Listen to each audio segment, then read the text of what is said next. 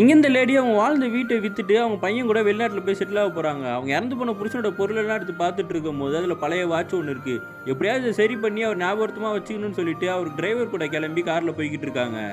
அப்போ ஒரு watch repair கடையில் கொடுக்குறாங்க. அங்கே ஒரு வயசான ஆள் இருக்காரு. அவர் அந்த வாட்ச்குள்ளே பார்த்துட்டு இதில் எட்வர்ட்னு போட்டிருக்கு. அது எனக்கு தெரிஞ்சவர் தான். அவர் ரொம்ப பழைய ஆள், வாட்ச்லாம் ரிப்பேர் பண்ணுவார்.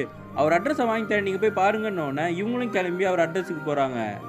அங்கே போனால் எட்வர்ட் தாத்தாவை ரொம்ப வயசாகி ரொம்ப கஷ்டத்தில் இருக்காரு. இந்த லேடி சொல்கிறாங்க, என் புருஷன் ஞாபகமாக இந்த வாட்ச் வேணும், ரெடி பண்ணி தர முடியுமான்னு. சரின்னு சொல்லிட்டு அவரும் ஒரு கதையை சொல்ல ஆரம்பிக்கிறாரு.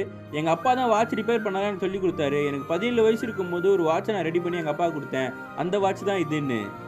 என் புருஷனை கிஃப்ட் பண்ணுறதுக்காக ஒரு திருட்டு பஜார்லேருந்து தான் நான் அதை வாங்கிட்டு வந்தேன். இது எப்படி நீங்கள் தொலைச்சிங்கன்னு இந்த லேடி கேட்டால் அவர் சொல்ல ஆரம்பிக்கிறாரு. என் கடையில் நான் அதை விற்கிறதுக்காகலாம் வச்சிடல, என் கையில் நான் வச்சுருந்தேன். அப்போ ஒரு 15 வயசில் ஒரு பொண்ணு வந்துட்டு இதை சேலுக்கு தர முடியுமான்னு கேட்டா, இல்லை நான் தர முடியாதுன்னு சொல்லி அனுப்பி விட்டேன். ஆனால் அந்த டைமில் தான் என் வாட்ச் காணாமல் போச்சு. இன்றைக்கி வரைக்கும் தேடியும் கிடைக்காம 40 வருஷம் கழிச்சு உங்கள் மூலயமா திரும்பி வந்திருக்குன்னு சொல்கிறாரு. பேசிக்கிட்டே அந்த தாத்தாவும் வாட்சை ரெடி பண்ணி கொடுத்துட்றாரு. அப்போ அந்த தாத்தாவை செக் பண்ணுறதுக்காக டாக்டர் வந்திருக்காருன்னு சொல்லி இந்த லேடியை உட்கார வச்சுட்டு அவர் வெளில போகிறாரு. போயிட்டு வந்துட்டு திரும்பி வந்து பார்த்தா அந்த லேடியை காணோம். சுற்றி முற்றி பார்த்துட்டு அங்கே ஒரு லெட்டர் இருக்குது. அந்த லெட்டர் எடுத்து படிக்க ஆரம்பிக்கிறாரு. அந்த லேடி எழுதியிருக்காங்க, 40 வருஷத்துக்கு முன்னாடி உங்ககிட்டேருந்து இந்த வாட்சை திருடின 15 வயசு பொண்ணு நான் தான். என் புருஷனுக்காக தான் திருடி எடுத்துகிட்டு போய் கொடுத்தேன். அப்போ தான் எங்கள் லவ் செட் ஆச்சு.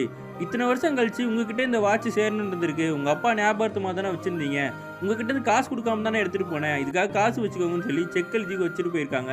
இதை பார்த்தவொன்னே அவரும் கண் கலங்கி போயிடுறாரு.